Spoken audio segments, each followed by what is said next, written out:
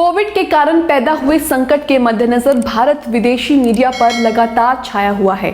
फिर चाहे वो ब्रिटेन का इंडिपेंडेंट हो या गार्जियन, चीन का ग्लोबल टाइम्स हो या फ्रांस का ली मांडे, यहाँ तक कि नन्हे पड़ोसी मुल्क बांग्लादेश का छोटा सा अखबार न्यू एज सब दिल्ली आदि शहरों के शमशानों में दुधवाती चिताओं की तस्वीरें छापकर त्रासदी पर रिपोर्ट या टिप्पणी छाप रहे हैं। जाहिर है देश में तो मोदी जी का नाम 7वें आसमान पर आ ही गया है, तो विदेशों में भी मोदी जी का डंका बजना लाजमी है। कोरोना से जो हालात देश में पैदा हुए हैं उसका सारा श्रेय ग्लोबल मीडिया मोदी जी के खाते में डाल रही है। ग्लोबल मीडिया ने प्रधानमंत्री मोदी के बंगाल चुनाव में ताबड़तोड़ रैलियों का भी जिक्र किया है। फ्रेंच अखबार ली मांडे ने अपने संपादकीय में लिखा है कि भारत की मौजूदा कोविड त्रासदी के लिए दोषी बातों में कोरोना वायरस की अप्रत्यक्षता के अलावा जनता को बहला फुसला कर रखने वाली सियासत और झूठी हेकड़ी भी शामिल है। अखबार ने अस्पतालों और शमशानों के मंजर का चित्रण करते हुए लिखा है कि महामारी गरीब या अमीर किसी को नहीं बख्श रही। रोगियों के बोझ से चरमराते अस्पताल, गेट पर लगी एम्बुलेंसों की कतार और ऑक्सीजन के लिए गिड़गिड़ाते तीमारदार, ये ऐसे दृश्य हैं जो झूठ नहीं बोलते।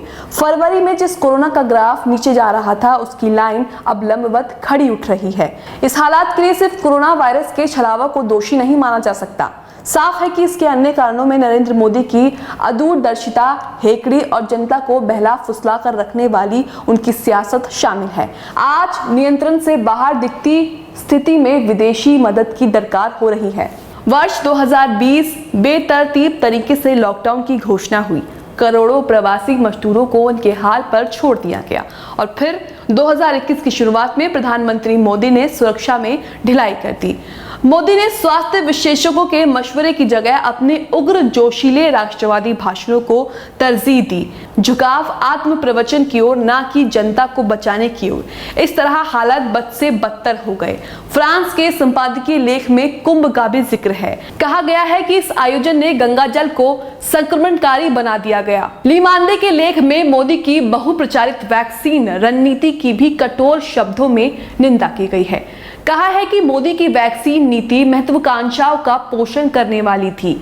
ये देखा ही नहीं गया कि देश में वैक्सीन उत्पादन की क्षमता कितनी है। फ्रांस के ली मांडे अखबार के अलावा ग्लोबल टाइम्स, इंडिपेंडेंट, गार्जियन आदि ने भी जलती चिताओं के चित्रों के साथ भारत के हालात पर रिपोर्ट छापी है। इन अखबारों ने लिखा है कि शमशान छोटे पड़ रहे हैं, यहाँ वहाँ खाली जगहों पर शव जलाए जा रहे हैं।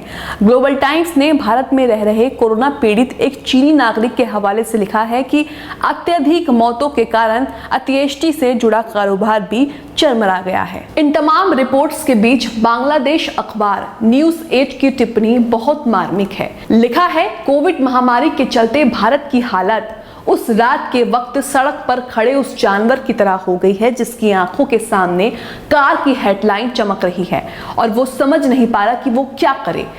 पिछले दिनों ऑस्ट्रेलिया के एक प्रमुख अखबार ने भी भारत सरकार की निंदा की थी। तब भारतीय हाई कमीशन ने अखबार को फटकार लगाई थी। ऐसी कुछ और खबरों के लिए न्यूज़ MX को सब्सक्राइब करना ना भूलें और साथ ही बेल आइकॉन को भी जरूर दबाएं।